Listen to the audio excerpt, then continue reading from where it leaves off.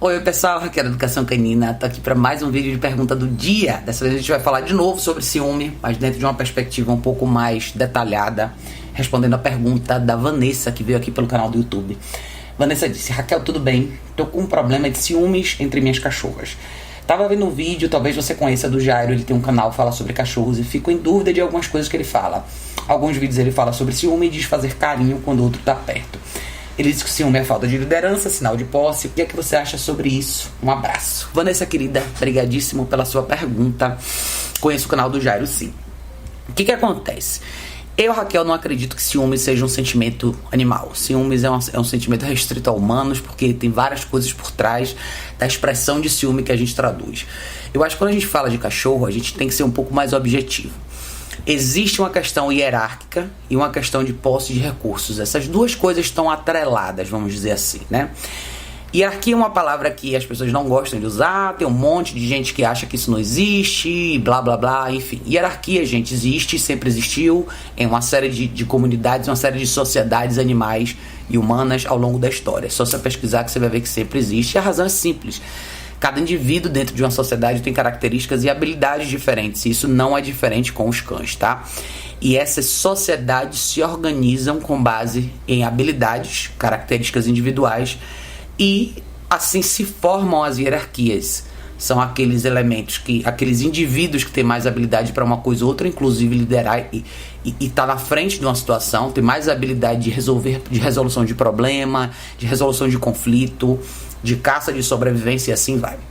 Essas indicações, essas características, você percebe desde a fase de filhote, como você identifica isso com crianças pequenas ou com animais jovens em sociedades diferentes. Então vamos lá. Considerando que a palavra certa não seria ciúme, e se a gente considerar que o que existe aí é uma questão hierárquica, que aí atravessa para o segundo ponto que eu acabei de falar, que é a questão de guarda de recurso. Quando você divide uma hierarquia e você tem os elementos ou os indivíduos no topo da hierarquia, o que isso significa? Eles têm maior poder de escolha e poder de decisão do que os que estão embaixo. No topo da hierarquia, você tem a habilidade de escolher os recursos que você tem, e quanto mais alto na pirâmide você está, é assim. Quando a gente fala de ciúme, de relação de cachorro e cachorro ter ciúme, isso significa que na hierarquia o cachorro tem uma posição maior do que a sua, logo você se torna um recurso dele. Como membros do grupo estão sob o controle do líder, vamos dizer assim. Se você gosta ou não da palavra liderança, já é uma questão pessoal de cada um, mas ela existe porque ela existe dentro da configuração de hierarquia. Então, quando você fala aqui que o Jairo diz que existe uma falta de liderança, sinal de posse, eu concordo. Falta de liderança e posse de recurso, é exatamente isso.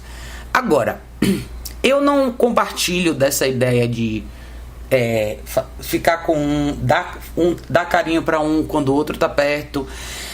Eu não sei necessariamente que tipo de protocolo está sendo dito aí. O que eu acho que a primeira coisa que você tem que perceber é: se isso está acontecendo dentro do seu contexto e você tem 2 cães, tome muito cuidado com isso, tá? Isso só acontece quando a gente permite. Quando você permite que o cachorro faça de você um recurso. Eu falei disso nos vídeos anteriores aqui, nas últimas perguntas que eu respondi. Isso é super comum nos casos de brigas entre cães da mesma casa. Se você entrar aqui no meu canal e procurar os vídeos que eu fiz sobre brigas de cães da mesma casa, que já tem vários, você vai ver que esse elemento surge com frequência, tá? Com frequência a gente vai ver as pessoas ficando mais frágeis dentro da relação e os cachorros fazendo das pessoas um recurso, causando brigas explosivas, às vezes até fatais. Então, o que você precisa fazer? É importante você mudar a sua postura em relação aos cachorros, tá? Eu falo isso em todos os vídeos aqui porque eu acho que todos os casos que eu atendo ou que eu vejo de coisas como essa, e casos presenciais inclusive que eu já atendi assim, são os típicos casos onde a relação está fora do lugar. Existe um desequilíbrio grande onde a expectativa que os seres humanos têm dentro dessa relação é muito mais emocional e é muito mais no sentido de receber do que de dar. As pessoas trazem esses cachorros às vezes porque elas querem que o cachorro seja, de repente, uma válvula de escape para um momento de afetividade, de carinho, e não param para pensar o que elas precisam fazer para eventualmente conquistar uma relação mais equilibrada. Então, o problema nesses casos normalmente está na gente, como a gente lida com esses cachorros. Então agora eu vou te fazer algumas perguntas que você não me disse aqui. em que circunstâncias isso acontece, que tipo de cães você tem, machos, fêmeas, castrados ou não, filhotes mais velhos, adultos, maduros ou não, que tipo de rotina você tem com esses cães. E eu vou direto na fonte, quais são os hábitos que você tem. Eu não sei a resposta, mas a maioria dos casos que eu atendo, existem alguns pontos em comum aí. Normalmente esses cães têm liberdade de circulação em casa constante. Normalmente esses cães têm acesso às pessoas tranquilamente. Acesso às pessoas, quando eu quero dizer, é: você está sentado no sofá, o cachorro se convida para subir no sofá com você ou sobe em cima de você quando ele quer. Isso acontece no sofá, na cama, na mesa de jantar, quando você quiser. O cachorro está normalmente controlando a situação e direcionando a movimentação das pessoas na casa o tempo inteiro. Quando as pessoas têm um cachorro só, isso acaba não ficando tão aparente, mas quando o segundo cachorro chega, isso fica muito evidente, porque é quando as brigas começam a acontecer. O segundo cachorro vai entrar nessa disputa e eventualmente você vai ver isso se materializar numa forma de briga feia entre dois cachorros, especialmente se forem duas fêmeas, tá? Tendem a ser as piores brigas. Então, eu acho importante para todo mundo que está nesse patamar, que está nessa situação, entender duas coisas importantes. Quando você vive com o animal, você tem que deixar claro o que é permitido e o que não é. A sua relação não pode ser baseada na emoção. Eu não estou dizendo que é porque eu não sei o seu caso, mas eu estou falando no geral para todo mundo que vive isso, tá? A explicação de ciúme que a gente dá é uma explicação nossa, humana. A gente enxerga isso como ciúme, porque basicamente para o ser humano a interpretação de ciúme não é necessariamente o que deveria ser. Ou seja, você pensa: meu namorado tem ciúme de mim. Parte disso faz com que o seu ego fique um pouquinho mais forte. Você se alimenta, porque eu estou fazendo alguma coisa que ele quer, ele está me disputando, você se sente melhor. Por favor, não traga essa interpretação para o universo canino, tá? É extremamente perigoso, você pode se colocar numa situação muito ruim, de verdade. O cachorro nunca tem que te disputar. Você não tem que ser elemento de disputa do cachorro. Os cachorros têm que trabalhar junto com você. O cachorro tem que estar sob seu comando, sob seu controle sempre, tá? Isso começa como? Estabelecendo o que você quer e sabendo corrigir o que você não quer. Então, aonde eu discordo do protocolo que você explicou aqui, que é: você tem dois cachorros e para você quebrar o ciúme, você faz carinho, um faz carinho no outro. Não, eu, Raquel, não faço isso, tá? Pra mim é o seguinte: eu vivo com 3 cachorros. Se eu quero sentar no sofá com uma das minhas cachorras e o outro vem, é não e acabou. Eu escolho. A escolha é minha. Se eu quiser dividir o meu espaço com um dos meus cachorros durante 5 minutos, eu vou dividir espaço e vou dividir afeto com eles. Quem chegar perto vai ser corrigido. É simples assim, tá? Não pensem que você tem que o tempo inteiro agradar os cachorros ao mesmo tempo, que você tem que tudo tem que ser confortável. Não é. Lembre, você quer se livrar de um problema, tá? A gente só se livra, só elimina um problema quando a gente apresenta uma consequência de valor. Eu uso esse termo bastante porque ele é pouco usado e deveria ser mais usado. Porém, vamos lá. Antes de você fazer isso que eu acabei de falar, eu quero sentar no sofá com uma das minhas cachorras, comece a pensar o quanto da sua relação está sendo desenhada com base em afeto.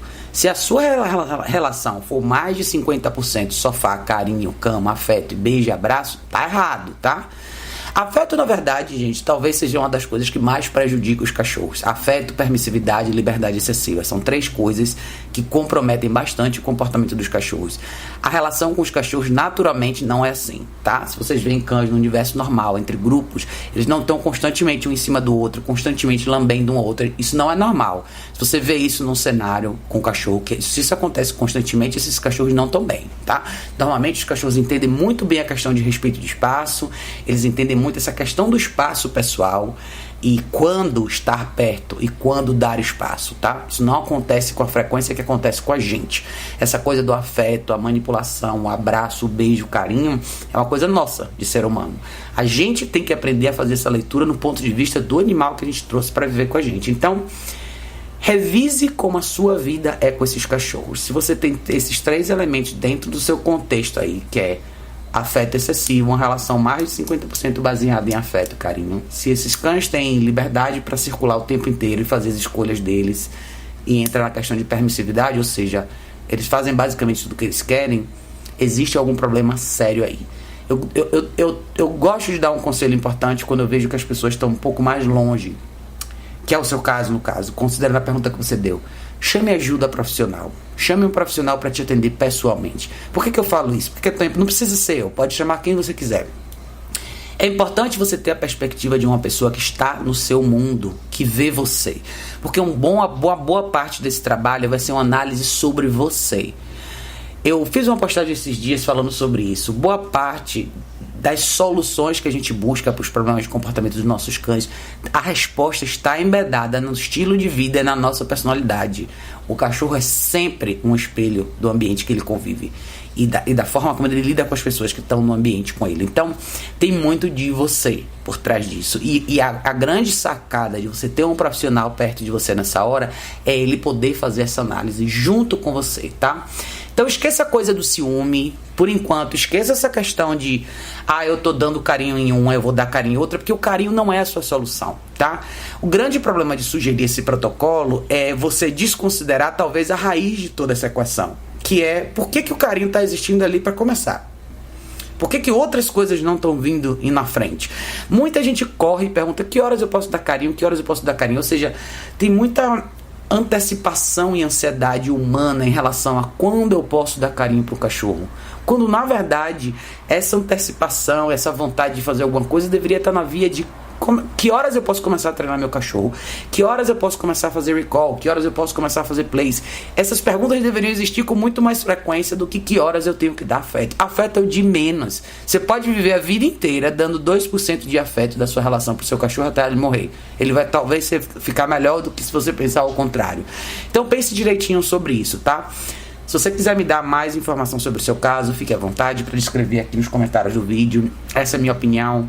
Eu corrijo, uma vez que a sua relação estiver equilibrada, se os cães estiverem mais sob seu controle, você entender o valor de usar menos afeto na sua relação e mais orientação e disciplina, as coisas vão começar a funcionar um pouquinho melhor, tá?